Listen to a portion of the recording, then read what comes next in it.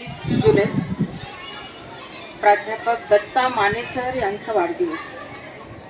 ते संस्थेचे संचालक आहेत, सर्वस्व आहे आणि त्यांची मैत्री घायाळ सरांसोबत झाली फिरायला जात असताना.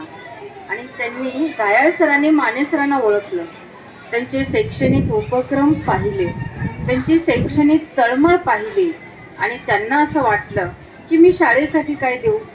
मध्यंतरी त्यांनी जाताना म्हणाले, ग्राउंडवर तुम्ही माती टाकून घ्या ना, मी सहकार्य करतो. आणि मला ते थोडंसं खोटंच वाटलं, पण ते सत्य होतं. ते टाळलं.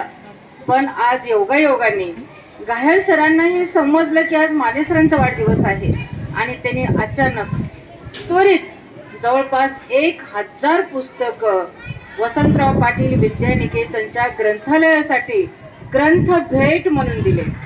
वाचाल तर वाचाल या उक्तीनुसार आपण वाचन संस्कृतीवर भर देतो. ऑनलाईन शिक्षण देत नाही. मोबाईल मुलांनी पाहूच नाही किंवा कामापुरतंच पाहावं. काय पाहावं काय पाहू नये हेही सांगतो. आणि जास्तीत जास्त मुलांची मनं प्रगल्भ होण्यासाठी चांगल्या पुस्तकाचं वाचन करण्याचा अगोदरपासूनची आपली परंपरा आहे. वाचन संस्कृती जोपासण्यासाठी APJ अब्दुल कलामच्या वाढदिवसादिवशी आपण दिवसभर वाचन करतो. डॉक्टर बाबासाहेब आंबेडकर दिनादिवशी आम्ही वाचन करतो.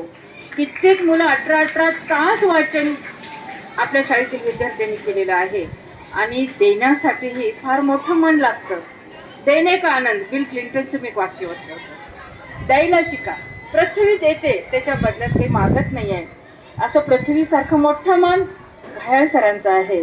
माननीय श्री रवींद्रजी शंकररावजी घायाळ यांनी वाढदिवसानिमित्त, प्राध्यापक दत्ता माने सरांच्या वाढदिवसानिमित्त एवढी प्रचंड मोठी ग्रंथसंपदा आणि चांगली चांगली पुस्तकं, वाचनीय पुस्तकं ही ग्रंथालयाला भेट दिली. त्याबद्दल संस्थेच्या वतीनं मी त्यांचे खूप खूप आभार मानते.